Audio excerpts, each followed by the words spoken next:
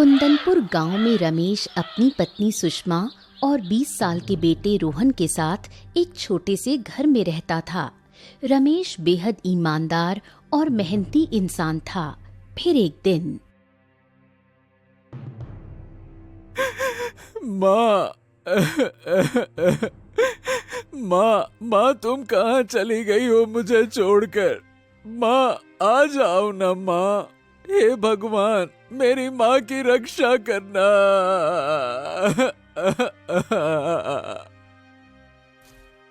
तभी रमेश दौड़ते हुए आता है और कहता है,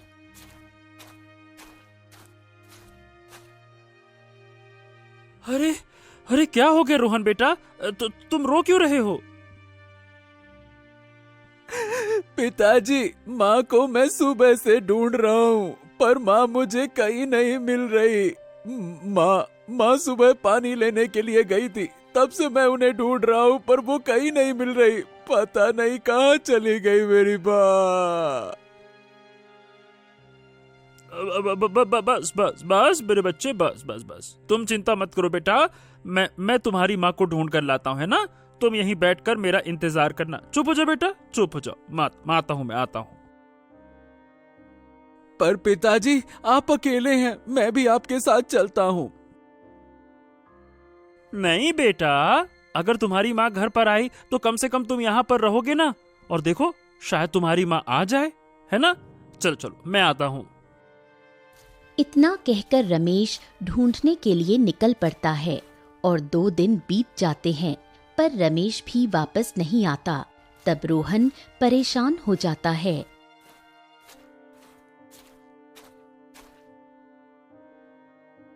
हे भगवान अब पिताजी कहाँ रह गए?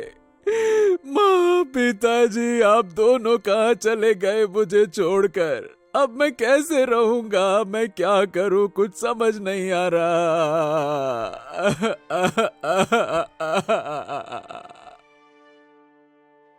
रोहन फूट फूट कर रोने लगता है। तभी रोहन का चाचा वहां आता है।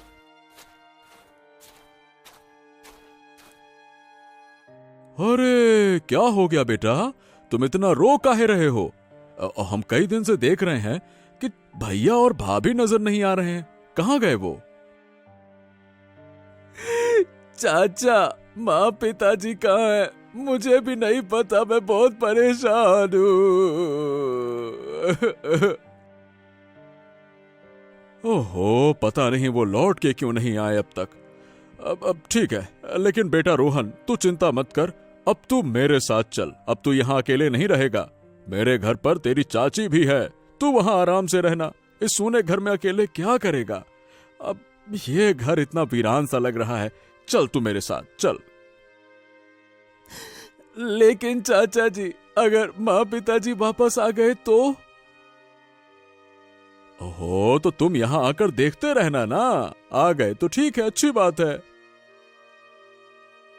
हाँ ठीक है चाचा। रोहन अपने चाचा के साथ चला जाता है। कुछ दिन बीतते हैं।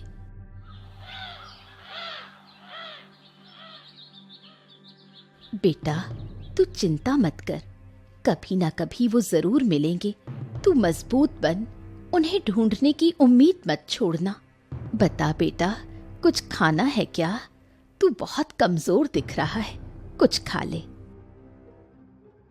नहीं चाची मेरा मन नहीं है, मुझे कुछ नहीं खाना।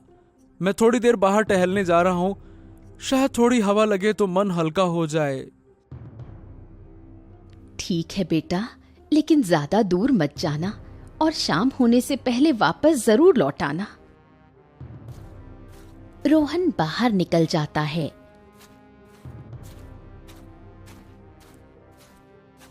धीरे धीरे जंगल की गहराई में पहुंच जाता है। तभी झाड़ियों के पीछे से एक अजीब सा कुत्ता उसके सामने आ खड़ा होता है। रोहन मैं जानता हूँ कि तुम अपनी माँ को ढूंढ रहे हो। मैं जानता हूँ कि वो कहाँ हैं और मैं ये भी जानता हूँ कि उन पर क्या बीती है। अरे तुम हो कौन और मेरी माँ के बारे में कैसे जानते हो कि क्या हुआ है मेरी माँ को? वो कहाँ हैं? क्या क्या सही सही बताओ, क्या क्या क्या वो अभी जिंदा हैं? मुझे बताओ मेरी माँ कहाँ है? मुझे बहुत याद आती है। मैं उनके बिना नहीं रह सकता। बताओ मुझे। हाँ हाँ, अगर तुम सच में जानना चाहते हो और अगर तुम अपनी माँ तक पहुंचना चाहते हो तो तुम्हें मेरे साथ पाताल लोक चलना होगा। वहीं छुपा है तुम्हारी माँ का रहस्य, वहीं दफन है उसका सच। नहीं नहीं नहीं नहीं नहीं, पाताल लोक कोई नहीं जाता। जो गया है वो कभी लौट कर नहीं आया। सब कहते हैं जो पाताल लोक की गहराइयों में चला गया वो वहीं रह जाता है, उसकी सांसें भी लौटती नहीं हैं। वैसे मैं वहां कैसे जा सकता हूं? मैं तो बस अपनी माँ को वापस पाना चाहता हूं। मैं मरना वरना नहीं चाहता। हो रोहन, तुम्हारी माँ को तुम्हारी जरूरत है, वो अभी जिंदा हैं, लेकिन बेचारी बहुत कष्ट में है। वो तुम्हें पुकार रही हैं। उसके दिल की हर धड़कन तुम्हें ढूंढ रही है। अगर तुम नहीं गए तो वो हमेशा के लिए खो जाएंगी। बताओ, क्या तुम उसे ऐसे अकेले छोड़ सकते हो? क्या उसकी पुकार को अनसुना कर सकते हो? बताओ। हो ऐसा? तो ठीक है। अगर मेरी माँ को मेरी जरूरत है फिर तो मैं किसी भी लोक में जा सकता हूँ। मैं अपने चाचा चाची को कुछ नहीं बताऊंगा। मैं किसी को रोकने का मौका ही नहीं दूंगा। मैं बस किसी भी तरह से अपनी माँ को वापस पाना चाहता हूँ, चाहे मुझे अपने प्राण ही क्यों ना देने पड़े। चलो, मैं तैयार हूँ। तो ठीक है, कल यहाँ आना, इसी जगह पर, ठीक है? हाँ ठीक है। फिर रोहन घर वापस लौटता है।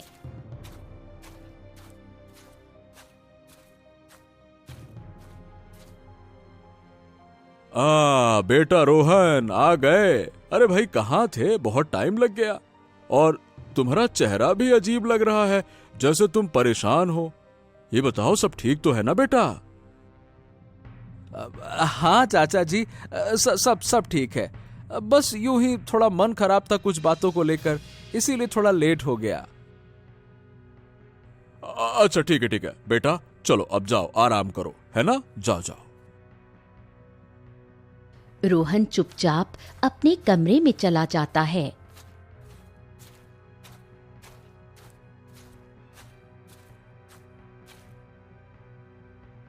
सुनिए जी, आपने देखा ना रोहन को?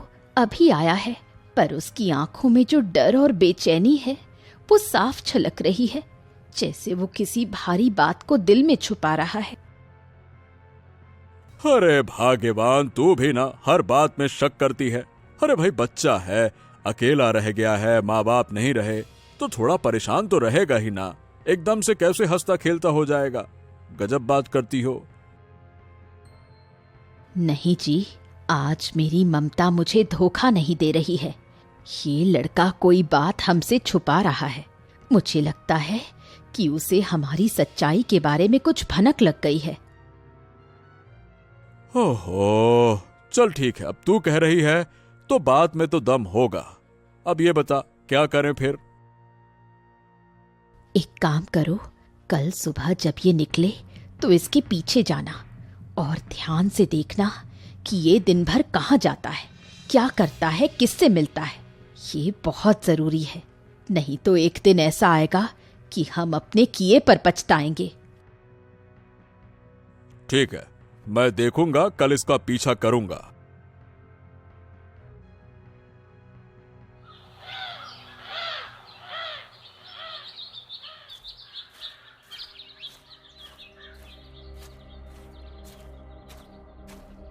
अगली सुबह बिना किसी को बताए रोहन पाताल लोक की ओर निकल पड़ता है। तभी उसे वो कुत्ता मिलता है। ओ, तो तुम आ गए रोहन, मुझे लगा नहीं था कि तुम आओगे। मैं अपने माता पिताजी से मिलने के लिए पाताल लोक क्या स्वर्ग लोक भी जाना हो तो मैं जाऊंगा। वाह, बहुत अच्छे रोहन। अच्छा, पाताल लोक जाने से पहले तुम्हें एक प्रश्न का उत्तर देना होगा, तभी पाताल लोक का द्वार खुलेगा। हाँ ठीक है, पूछो। मैं हर उस सवाल का जवाब दूंगा जो मुझे मेरे पिताजी तक पहुंचा दे। पूछो। ठीक है, तो बताओ, अगर तुम्हें अपने सामने दो रास्ते दिखें, एक ऐसा जो तुम्हें आराम और खुशी देगा लेकिन तुम्हारे माँ पिताजी हमेशा के लिए खो जाएंगे, और दूसरा रास्ता ऐसा जो कांटों से भरा है, दुख तकलीफ और दर्द से गुजरेगा, लेकिन उसमें तुम्हारे माँ पिताजी तुम्हारे सामने होंगे, तो बताओ तुम कौन सा रास्ता चुनोगे?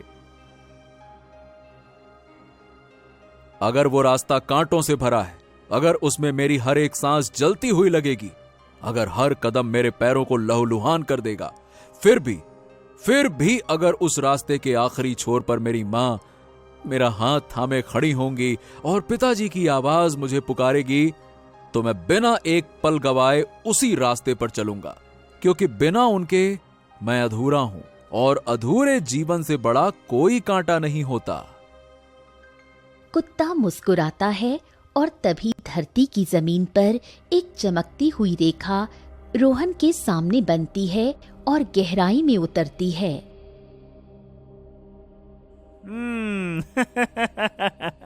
शाबाश रोहन, शाबाश। तुम्हारा उत्तर तुम्हारे दिल की गहराइयों से निकला है। यही जवाब था जो पाताल लोक के द्वार को खोल सकता था। ये रास्ता अब सिर्फ तुम्हारे लिए है। ये तुम्हें पाताल लोक की उस गहराई तक ले जाएगा जहां तुम्हारे माँ और पिताजी की सच्चाई छुपी है। पर ध्यान रखना, इस रास्ते में कोई भी तेरा साथ नहीं दे सकता।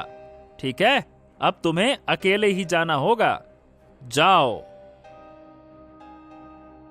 हाँ, मैं जानता हूं कि अब ये सफर मेरा है, लेकिन तुम्हारा साथ मेरे दिल में रहेगा।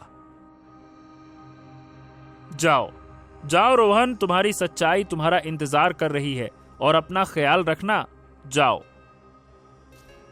रोहन साहस के साथ उस अंधेरे और रहस्यमय रास्ते में उतर जाता है और पाताल लोक की यात्रा शुरू होती है। चलते चलते वो एक गुफा में पहुंचता है जहां उसे एक रहस्यमयी तांत्रिक मिलता है। ओ, तो तुम वही लड़के हो जो अपनी माँ के मोह में पाताल लोक चला आया। बहुत साहसी हो तुम, लेकिन यहां तक आना ही काफी नहीं है।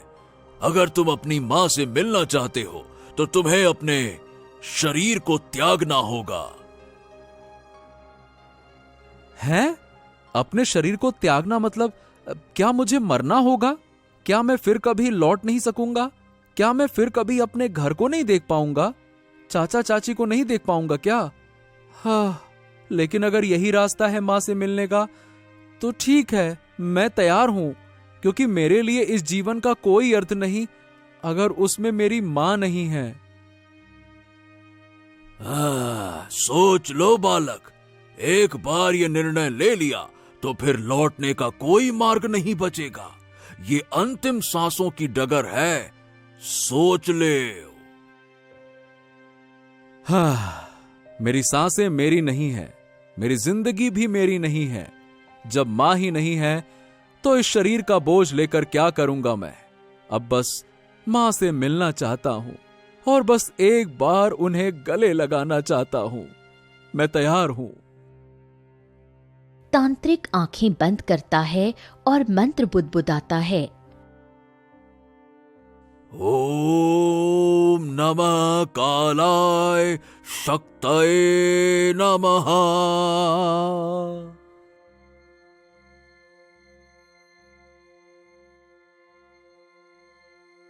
रोहन की सांसें धीमी पड़ने लगती हैं। उसका शरीर बर्फ की तरह ठंडा हो जाता है। तभी वही कुत्ता वहां आता है। ओ, तो आखिर तू आ ही गया। मैं जानता था कि तू आएगा ही।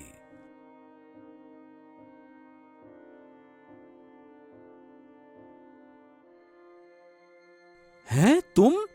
अरे तुम तो जिन बन गए। अरे ये क्या हो रहा है? मेरी तो कुछ समझ में नहीं आ रहा।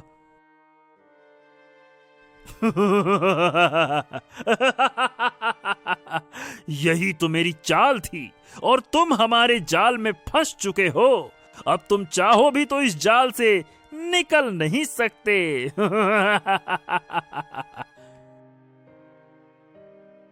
नहीं नहीं नहीं नहीं नहीं नहीं, ये सच नहीं हो सकता। तुम तो मेरी मदद कर रहे थे। तुमने ही तो कहा था कि मेरे माँ पिताजी को ढूंढोगे। तुम्हारे माँ बाप ही तो मेरे रास्ते का सबसे बड़ा रोड़ा थे। मैं उन्हें मारना चाहता था 10 साल पहले ही, लेकिन वो बच गए। और उस दिन मैं जिस शक्ति को हासिल करना चाहता था, वो शक्ति आज तुम्हारे अंदर है। और ये कुत्ता, ये मेरा वफादार जिन है। लेकिन मैंने तुम्हारा क्या बिगाड़ा है? मैंने तो कुछ नहीं किया। फिर तुमने हमारे साथ ऐसा क्यों किया? अरे भाई रोहन, मैं तो मजबूर था। मुझे इस कुत्ते की योनि से मुक्ति चाहिए थी, इसीलिए मैंने तांत्रिक का साथ दिया। वरना सही बताऊं तो मेरा तुमसे कोई बैर नहीं है और ना ही मैंने तुझे कभी कोई नुकसान पहुंचाना चाहा। मुझे छोड़ दो, मुझे छोड़ दो, मुझे जाने दो। मुझे अपने माँ पिताजी को ढूंढना है। आ, आ, आ, आ, आ, आ। रोहन का शरीर ठंडा होने लगता है। उसका दिमाग सुन्न पड़ने लगता है।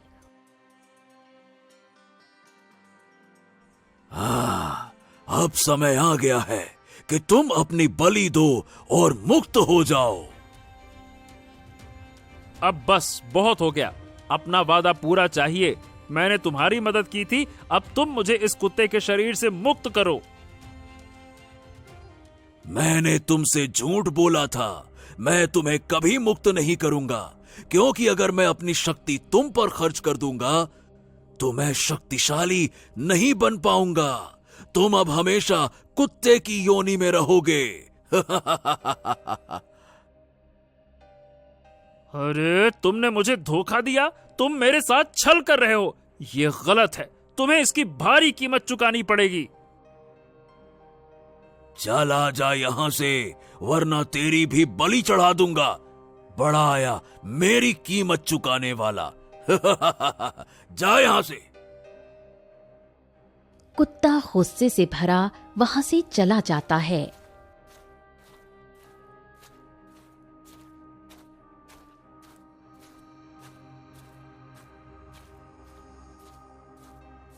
तांत्रिक, ये तो तुम्हें बहुत महंगा पड़ेगा। मैं तुम्हारे इस धोखे का बदला जरूर लूंगा। हाँ,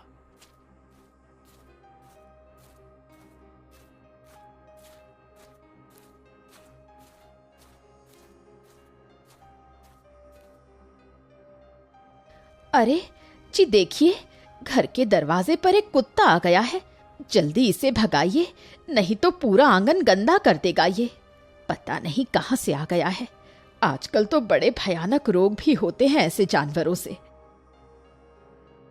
अब मैं कोई साधारण कुत्ता नहीं हूँ। मुझे भगाइए मत, मेरी बात सुनिए। हे भगवान, ये क्या हो रहा है? ये कुत्ता बोल रहा है। अजी देखिए ना, मेरी आंखों के सामने कोई सपना तो नहीं चल रहा। मैं कुछ अजीब देख रही हूँ। अरे क्या हो गया भाग्यवान? काहे इतना जोर जोर से चिल्ला रही हो?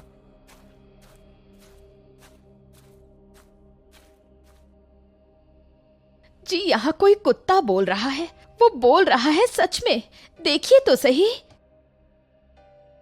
अरे ये कैसे हो सकता है? कोई कुत्ता भला बोल कैसे सकता है? मैं कोई साधारण कुत्ता नहीं हूँ। मैं एक जीन हूँ जिसे श्राप के कारण कुत्ते की योनि मिली है। मैं यहाँ रोहन के लिए आया हूँ। मुझे आपकी मदद चाहिए। क्या बात कर रहे हो? क्या हो गया रोहन को? वो ठीक तो है ना? अरे जल्दी चलिए, रोहन पाताल लोक में है, एक तांत्रिक के कब्जे में। जल्दी चलिए, नहीं तो वो उसकी बलि चढ़ा देगा। चलिए। अरे तू ये क्या कह रहा है? ये सब हुआ कैसे और तुझे ये बात कैसे पता चली? देखिए, मुझे माफ कर दीजिए। मैं पहले तांत्रिक के बहकावे में आ गया था और उसने वादा किया था कि वो मुझे इस श्राप से आजाद कर देगा, पर उसने धोखा दिया और मुझे भगाकर छोड़ दिया। अब मैं सब कुछ सही करना चाहता हूँ। चलिए जल्दी से। ठीक है ठीक है, मुझे बताने के लिए धन्यवाद। अब मुझे वहां ले चलो। चलो। हाँ हाँ, आइए मेरे पीछे चलिए।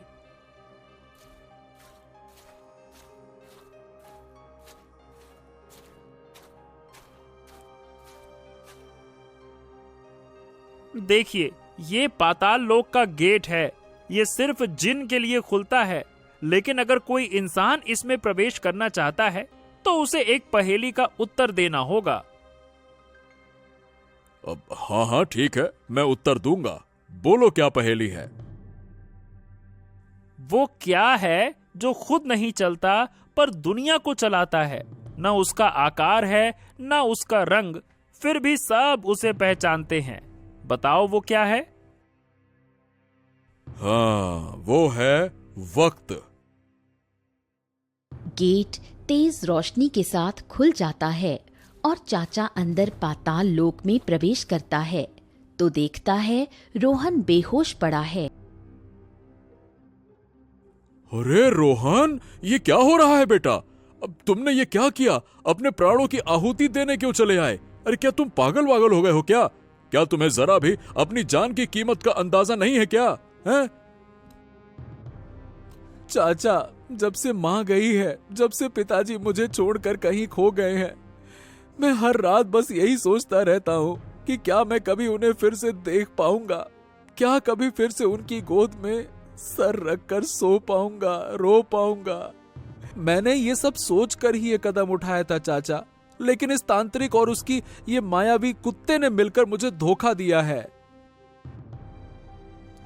हाँ रोहन बेटा, अगर अब भी तुम में थोड़ा सा भी धैर्य और थोड़ी सी भी साहस है तो मेरी बात सुनो। और अब मैं तुम्हें वो बताने जा रहा हूं जो शायद तुम्हारी आत्मा को झकझोर देगा, पर यही सच्चाई है बेटा। तुम्हारी माँ और पिताजी को मैंने मारा है। हाँ बेटा, मैंने अपने इन्हीं हाथों से उन्हें खत्म कर दिया। क्या कहा चाचा? नहीं नहीं नहीं नहीं, ये नहीं हो सकता। भला आप मेरे माँ पिताजी को क्यों मारेंगे? आप तो उनके भाई थे ना। फिर भला कोई अपने भाई और भाभी को इस तरह से कैसे मार सकता है? चाचा, आप इतने बेरहम कब से हो गए हो? हाँ बेटा, तुम्हारी माँ कोई साधारण औरत नहीं थी। वो एक दिव्य शक्ति की अधिष्ठात्री थी। वो रोशनी थी अंधेरे के बीच की, वो अच्छाई थी बुराई से लड़ने वाली। और तुम्हारे पिताजी भी उसी मार्ग पर चलने वाले एक सत्य वीर थे। और इस तांत्रिक ने वर्षों पहले तुम्हारी मां की शक्तियों को कैद करने की चेष्टा की थी, और जब वो असफल हुआ तो उसने मुझ पर ऐसा तंत्र किया कि मेरे हाथ उनके खिलाफ उठे। पर तुम्हारी मां और पिताजी को जब यह ज्ञात हुआ तो उन्होंने खुद अपने प्राण न्यौछावर कर दिए ताकि इस दुनिया से अच्छाई की रेखा समाप्त ना हो। उन्होंने खुद कहा था कि मैं अगर उनके हाथों मरूं तो वो शक्ति अगली पीढ़ी यानी तुम में प्रवाहित हो जाएगी। और अब यही तांत्रिक तुमसे वो शक्ति छीनना चाहता है। वो तुम्हारे रक्त की आहुति लेकर इस संसार से रोशनी मिटाना चाहता है बेटा। चाचा, अब तो सब खत्म हो गया। मैं तो मरने ही वाला हूं। अब कौन बचाएगा इस दुनिया को? हाँ, अब तो कोई आस भी नहीं बची। अब तो अच्छाई की हार निश्चित है। नहीं नहीं नहीं नहीं नहीं, बिल्कुल नहीं बेटा, अभी सब खत्म नहीं हुआ। देखो, ये सफेद हीरा लो, इसे अपनी आंखों के सामने रखो। ये तुम्हारी मां की दृष्टि का प्रतीक है। ये पवित्र है, ये सच्चाई का तेज है, और तुम्हारी आंखों में जो विश्वास है वो इस तांत्रिक के अंधकार को भस्म कर सकता है। तुम ही वो अंतिम दीपक हो जो इस अंधेरे को समाप्त कर सकता है। अब देर मत करो, इस हीरे को उठा लो और देखो उसकी आंखों में, देखो।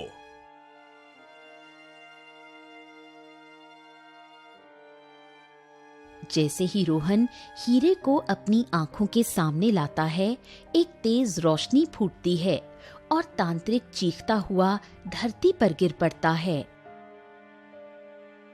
अरे अरे अरे ये क्या हो रहा है? अरे तुम कौन हो? और मेरा शरीर क्यों जल रहा है? नहीं नहीं नहीं नहीं, मेरा अंत नहीं हो सकता। आ, आ, आ, आ!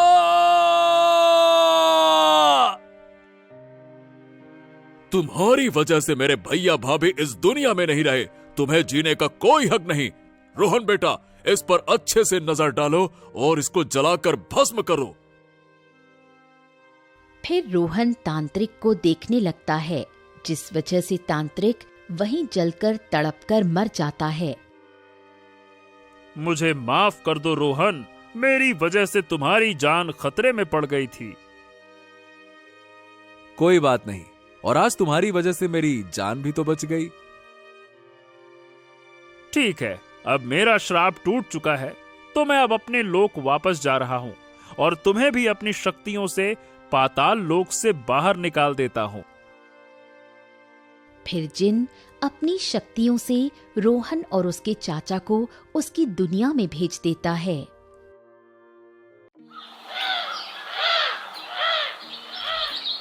एक गांव में लोटूचंद नाम का एक सेठ रहता था, जो बहुत ही लालची था। किसानों को बहला फुसलाकर ठेके पर खेत में काम करवाता था और बाद में उनके सामने शर्त रखकर उनका हक मार लेता था। देखो राघव, ये गरीब किसान भी बड़े मूर्ख होते हैं। अरे जानवरों की तरह दिन रात मेहनत करते हैं और बदले में 2 वक्त की रोटी के लिए तरसते हैं। और मुझे देखो, मुझ जैसे मालिक बस बैठे बैठे हुक्म चलाता है और सारी फसल मेरे गोदामों में भर जाती है। सही कहते हैं सेठ जी, पूरा गांव तो आप ही की मुट्ठी में है। अरे इनकी मेहनत का फायदा उठाना आपसे बेहतर और कोई नहीं जानता। अरे पूरे गांव पर तो आप ही का राज है। अरे आपकी मर्जी के बिना एक पत्ता भी नहीं हिलता यहाँ। हाँ, राजा तो मैं हूँ ही। और इन बेवकूफ किसानों को मैं ऐसी ऐसी शर्तों पर अपनी जमीन उधार देता हूँ कि मेहनत ये करते हैं और फसल मैं हड़प लेता हूँ। आखिर इन सालों की औकात ही क्या है मेरे सामने, हैं? सेठ ये बातें कर ही रहा होता है कि तभी उसके पास महेश नाम का एक गरीब किसान आता है, जो बहुत दुखी और परेशान होता है। सेठ जी, सेठ जी, सेठ जी, मैंने सुना है कि आप किसानों को अपनी जमीन ठेके पर देते हैं। हाँ भाई, तुमने बिल्कुल ठीक सुना है। भाई, हम अपनी जमीन ठेके पर तो देते हैं। बताओ तुम्हारी क्या समस्या है? ठीक है सेठ जी, तो मैं भी आपकी जमीन पर खेती करना चाहता हूँ। मुझे भी 1 साल के लिए आप अपनी जमीन ठेके पर दे दीजिए।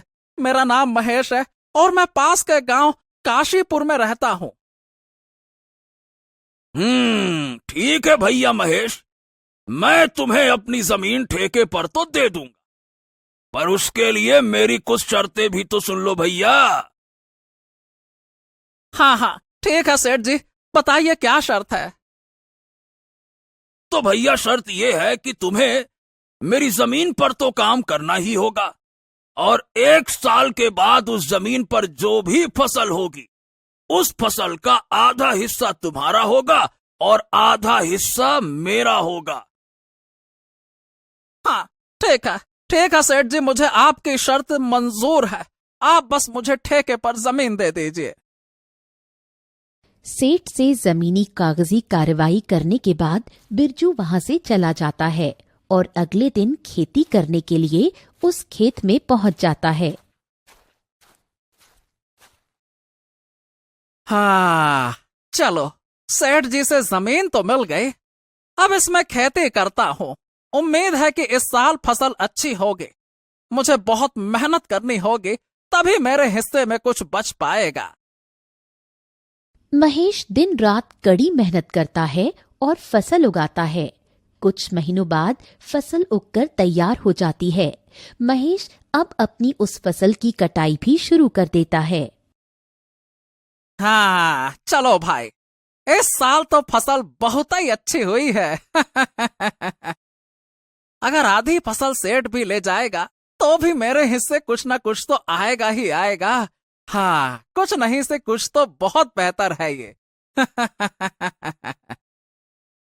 महेश की उगाई हुई फसल की खबर सेठ लोटू चंद के कानों तक पहुंचती है।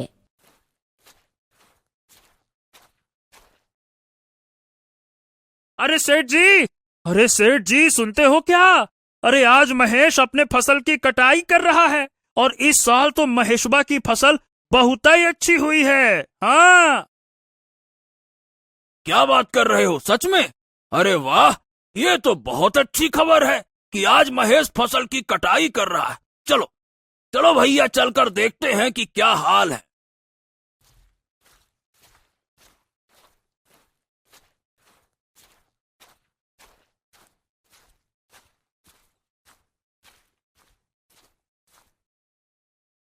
अरे महेश, ए भैया, फसल तैयार हो गई क्या? हाँ, इस बार तो तुम्हारी फसल वाकई बहुत अच्छी लग रही है। वाह वाह वाह, बहुत मेहनत किया है तुमने। धन्यवाद धन्यवाद। बिल्कुल सही कहा सेठ जी।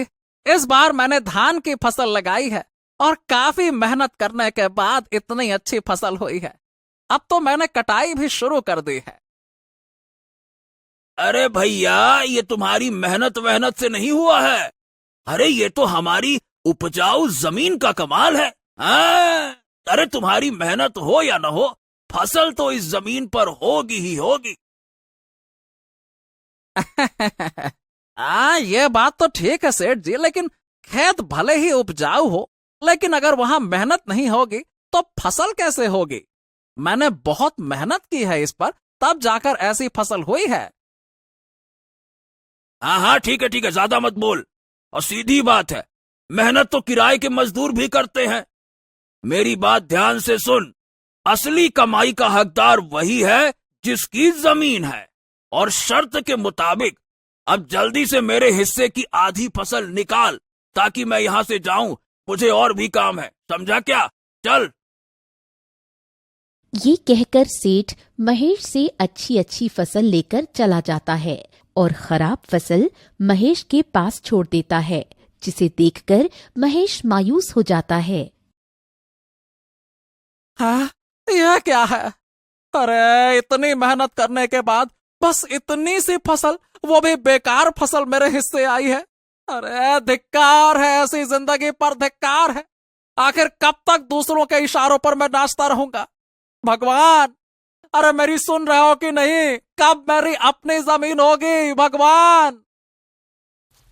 महेश इसी तरह अपनी जिंदगी काट रहा था। कुछ महीनों बाद महेश का बेटा मोहन, जो शहर पढ़ने के लिए गया था, अब वापस गांव आ जाता है।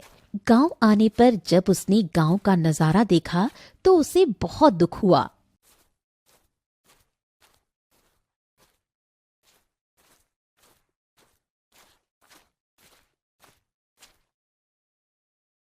पिताजी, हमारे गांव का ये हाल क्यों है? सभी लोग दुखी और परेशान नजर आ रहे हैं। आखिर बात क्या है? बेटा, इस गांव में किसानों की यही किस्मत है। सेठ लोटू चंद जैसे लोग हमारी मेहनत का फायदा उठाते हैं। मेहनत हम करते हैं और फल सेठ लोटू चंद जैसे लोग खा जाते हैं। हमारे पास ना तो अपनी जमीन है, ना अधिकार। बस मेहनत करते हैं और बेटा भूखे रह जाते हैं। यही लगता है हमारी नियति है। किसानों की ये स्थिति सुनकर मोहन बहुत दुखी हो जाता है और गुस्से में आ जाता है।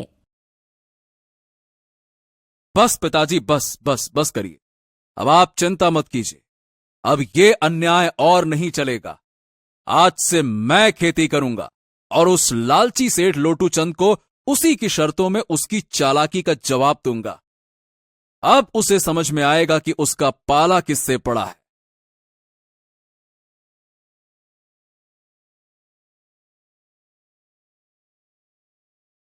अगले ही दिन मोहन सेठ लोटू चंद के घर पहुंच जाता है। हाँ भैया, कहो मोहन, क्या बात है? सेठ जी राम राम। पिताजी की जगह इस बार मैं खेती करूंगा। मुझे ठेके पर कुछ जमीन चाहिए। हैं? क्या बात है, क्या बात है? अब तुम खेती करोगे? वाह! अरे बेटा, जाओ जाओ जाओ, अभी तुम्हारे अंदर इतना दम नहीं है बेटा। कि तुम खेती कर पाओ। देखो ऐसा है बेटा कि पढ़े लिखे लड़के ना खेती के नाम पर गधेड़े साबित होते हैं, समझे क्या? अरे नहीं नहीं सेठ जी, आप ऐसा मत बोलिए। मैं पढ़ा लिखा हूं, लेकिन हूं तो किसान का बेटा ही ना। खेती किसानी मेरा धर्म है। हाँ, खेती किसानी मेरा धर्म है तो ठीक है, चल मान लेता हूं मैं भी कि खेती किसानी करेगा। वैसे भी आजकल काम ही क्या कर रहा है, सब पढ़ लिख कर ऐसे ही बेरोजगार तो घूम रहे हैं, तो खेती किसानी ही सही है ना। चलो भैया ठीक है, करो तुम खेती किसानी ही करो। आपका आपका बहुत बहुत धन्यवाद सेठ जी, जो आपने इतनी कृपा की। अरे बस बस, धन्यवाद बाद में दे देना, पहले भैया मेरी नियम और शर्तें तो सुन लो। हाँ हाँ बिल्कुल सेठ जी, बताइए क्या शर्त है आपकी। ये तो बच्चा है, इसे कुछ ऐसी शर्त बताता हूं जिससे कि इसकी सारी फसल मेरी हो जाएगी। वैसे भी इसका पिता महेश हर साल धान की फसल लगाता है, तो ये बेवकूफ भी धान ही लगाएगा। हाँ अच्छा ठीक है, तो मोहन सुनो, तुम जो भी फसल लगाओगे उसका आधा मैं रखूंगा और आधा तुम रखोगे, लेकिन ऊपर का हिस्सा मैं रखूंगा और नीचे का हिस्सा तुम्हारा होगा, समझ गए? मैं फिर से दोहरा देता हूं, ऊपर का हिस्सा मैं रखूंगा और नीचे का हिस्सा तुम्हारा होगा। अगर मेरी ये शर्त मंजूर है तो बोलो भैया। हाँ हाँ ठीक है सेठ जी, मुझे आपकी शर्त मंजूर है, ऐसा ही होगा। मैं भी फिर से दोहरा देता हूं, ऊपर की फसल आपकी होगी, नीचे की फसल मेरी होगी। जैसा आपने कहा वैसा ही होगा।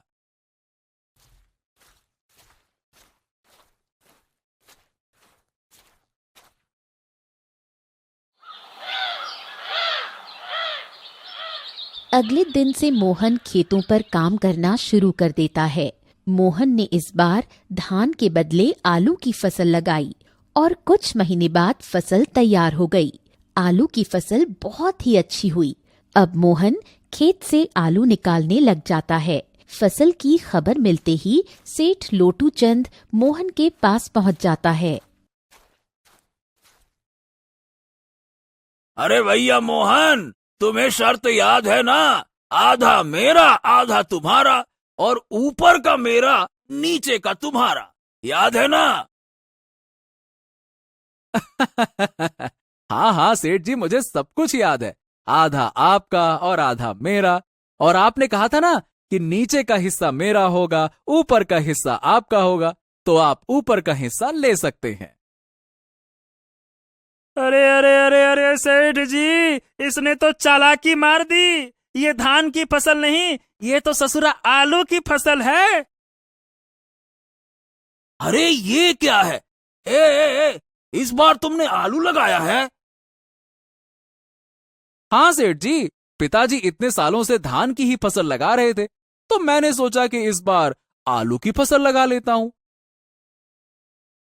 अरे तो मैं क्या करूंगा इस घास फूस को लेकर, जबकि सारे के सारे आलू तो तुम ले रहे हो, ऊपर तो घास फूस ही है ना, हैं? अब देखिए सेठ जी, शर्त आपकी थी, आपने ही शर्त लगाई थी और आप ही अब शर्त को मानने के लिए तैयार नहीं है। मैं तो कुछ नहीं जानता, आप अपना ऊपर का हिस्सा ले जाइए बस। इस तरह मोहन ने चालाकी दिखाते हुए लालची सेठ को मुंह तोड़ जवाब दिया और सभी आलू लेकर घर आ गया और घास फूस उस सेठ के हिस्से छोड़ आया। अरे मालिक, पूरे गांव में आज तक आपके सामने किसी ने चालाकी दिखाने की हिम्मत नहीं की, और ये मोहन का बच्चा आपको इतनी आसानी से बेवकूफ बना गया। क्या सेठ जी, ये क्या हो गया? हाँ, अरे वो बच्चा भला मुझे क्या बेवकूफ बनाएगा, आने दो उसे। इस बार तो मैं उसको ऐसा सबक सिखाऊंगा ना कि मुझसे दोबारा उलझने की कोशिश भी नहीं करेगा। बड़ा आया। कुछ दिन के बाद मोहन दोबारा सेठ के घर जाता है। कैसे हो सेठ जी? राम राम राम राम। हाँ, राम राम राम राम। कहो लड़के, इस बार क्या चाहिए तुझे? वही सेठ जी, आपकी जमीन ठेके पर चाहिए, खेती करनी है। हाँ हाँ, ठीक है ठीक है, लेकिन मेरी इस बार की शर्त भी सुन ले लड़के। इस बार तेरी कोई चालाकी नहीं चलेगी। इस बार फसल के नीचे का हिस्सा मैं लूंगा और ऊपर का हिस्सा तेरा होगा। साफ साफ सुन लेना, नीचे का मेरा, ऊपर का तेरा। बोल, ये शर्त मंजूर हो तो आगे बात करें, नहीं तो भैया राम राम। अरे अरे, काहे की राम राम सेठ जी, मुझे मंजूर है आपकी शर्त। इस बार ऊपर का भाग होगा मेरा और नीचे का भाग होगा आपका। मंजूर है। इस तरह मोहन सेठ से बात करने के बाद घर आ जाता है और इस बार दोबारा खेती करने की तैयारी में जुट जाता है। मोहन इस बार गेहूं की फसल लगाता है और कुछ दिनों बाद फसल काफी अच्छी उग जाती है। अरे वाह वाह वाह वाह वाह, इस बार तो गेहूं की फसल खूब लहलहा रही है। मजा आ गया। अब आने दो उस सेठ को, फिर से ऐसा मजा चखाता हूं ना कि मजा ही आ जाएगा उसको। कुछ दिन के बाद सेठ मोहन के पास आता है। जैसे ही सेठ गेहूं के खेत पर पहुंचा, उसका दिमाग चकराना शुरू हो गया। अरे रे रे रे रे रे रे रे, ये क्या? इसने तो इस बार गेहूं की फसल लगा दी। अरे रे रे रे रे रे, जितना मैं सोच रहा था, ये लड़का तो उससे कहीं ज्यादा होशियार निकला। हाँ? अरे राम राम, नमस्ते सेठ जी, नमस्ते नमस्ते। कैसे हैं आप? हाँ, देखिए सेठ जी, इस बार मैंने गेहूं की खेती की है और देखिए, आपकी शर्त के मुताबिक इस फसल के ऊपर का हिस्सा मेरा होगा और नीचे का हिस्सा आपका होगा, जैसा आपने कहा था। इस तरह मोहन ने अपनी होशियारी से सेठ लोटू चंद को दोबारा बेवकूफ बना दिया और सेठ एक बार फिर से धोखा खाकर आग बबूला हो गया। अरे मालिक, उस छोटे से बच्चे का दिमाग तो देखिए। आप जैसे इतने बड़े चालबाज को दो दो बार बेवकूफ बना गया। ये क्या हो रहा है मालिक? अरे मैं उसको बच्चा ही समझ रहा था और उस बच्चे ने तो मुझे बेवकूफ ही बना दिया। आने दो इस बार, फिर उसको बताता हूं कि सेठ लोटू चंद किसे कहते हैं। मोहन ने गेहूं की कटाई की और सारी फसल अपने घर ले आया और उस फसल का कुछ हिस्सा उसने गांव के जरूरतमंद लोगों में बांट दिया। मोहन और उसका पिता महेश दोनों ही बहुत खुश थे। कुछ दिनों बाद फिर से फसल उगाने का समय आया। हाँ, चलो आज उस सेठ के साथ दोबारा मुलाकात करता हूं और इस साल भी ठेके पर जमीन लेकर फसल उगाता हूं। देखता हूं इस बार शर्त में वो सेठ कौन सा खुरापाती दिमाग लगाता है। चलो। ये सोचकर मोहन उस सेठ के पास दोबारा पहुंच जाता है। अच्छा, तो तुम मुझसे मिलने के लिए फिर से आ गए। अब क्या खेल खेलना चाहते हो मेरे साथ? देखो बच्चे, ज्यादा होशियार बनने की कोशिश मत करना। मेरा भी नाम सेठ लोटू चंद है। ऐसा लोटा घुमाऊंगा ना कि तुम्हारी दुनिया घूम जाएगी। अरे मैं कहाँ होशियारी सेठ जी, आप कैसी बातें करते हैं। मैं तो एक किसान का पढ़ा लिखा बेरोजगार बेटा हूं। होशियार तो आप लोग हैं जो गांव के गरीब किसानों की मजबूरी का फायदा उठा रहे हैं। ए, अपनी जबान को लगाम दे लड़के, कुछ भी मत बोल, समझा क्या? हाँ, जिस काम के लिए आया है वो बात कर। यहाँ ज्ञान बघारने की जरूरत नहीं है, समझा? बता क्या काम है?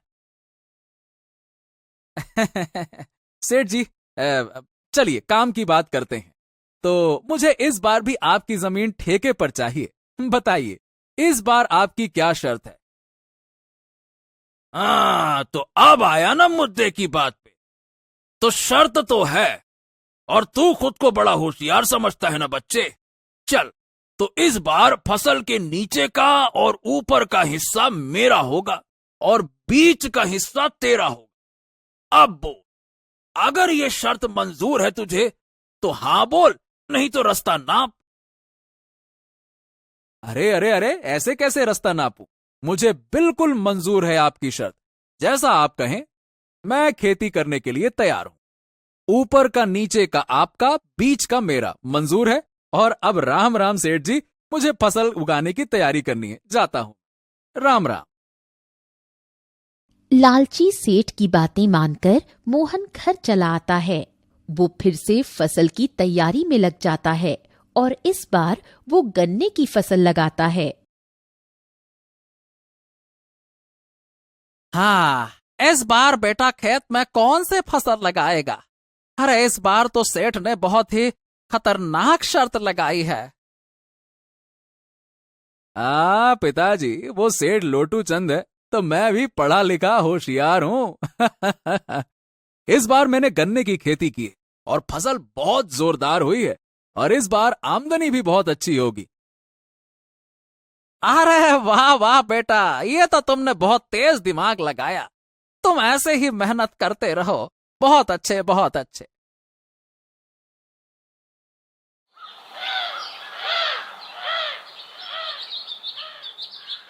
कुछ दिनों बाद लालची सेठ और राघव दोनों दोबारा मोहन के पास आने लगे। अरे सेठ जी, इस बार तो मोहन का दिमाग ही चकरा जाएगा। इस बार तो आपने बहुत ही बढ़िया शर्त रखी है। ऊपर का भी आपका, नीचे का भी आपका। अब उसके पास क्या बचा? ठन ठन गोपाल ठेंगा।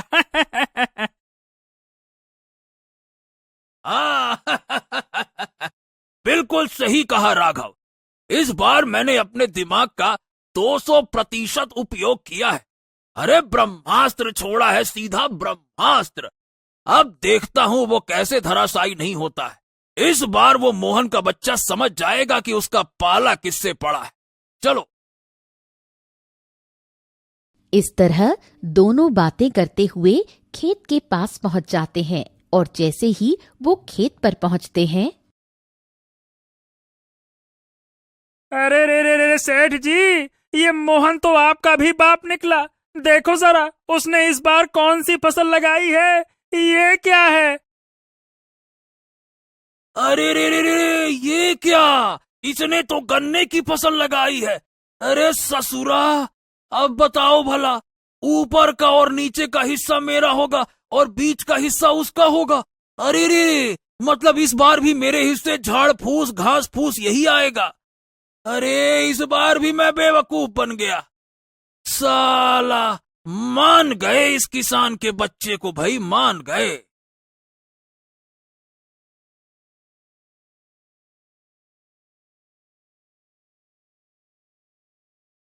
आइए आइए आइए सेठ जी, आइए आइए। राम राम राम राम। क्या हाल चाल है आपके और क्या बातचीत चल रही दोनों में? जरा मुझे भी बताइए। अच्छा, क्या बातचीत चल रही है? एक तो चोरी, ऊपर से सीना जोरी।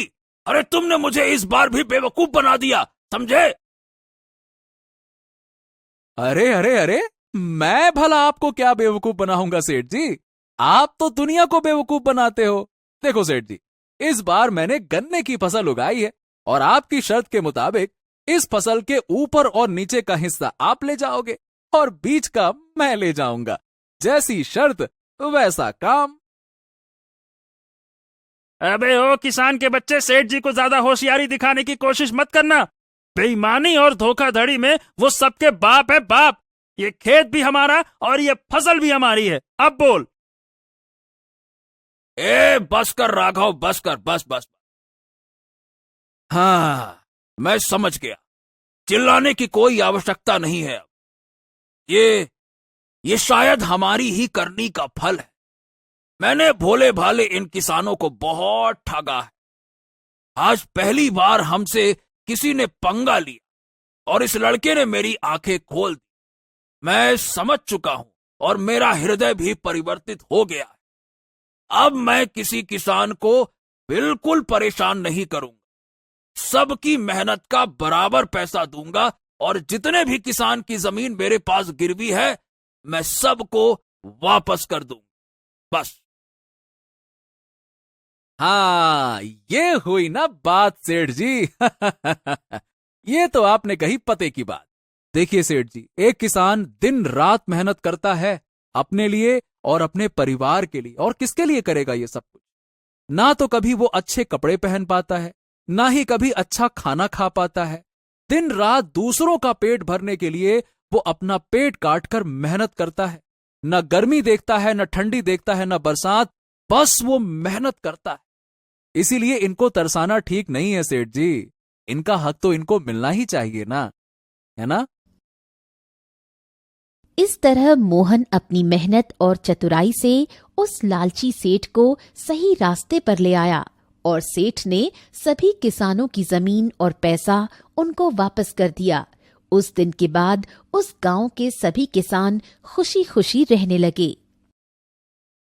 दोस्तों, कहानी अच्छी लगी हो तो वीडियो को लाइक जरूर करें और ऐसी ही मजेदार कहानियों के लिए इस चैनल को सब्सक्राइब करना बिल्कुल न भूलें। तो मिलते हैं एक और अनोखी कहानी में। तब तक स्वस्थ रहें, मुस्कुराते रहें।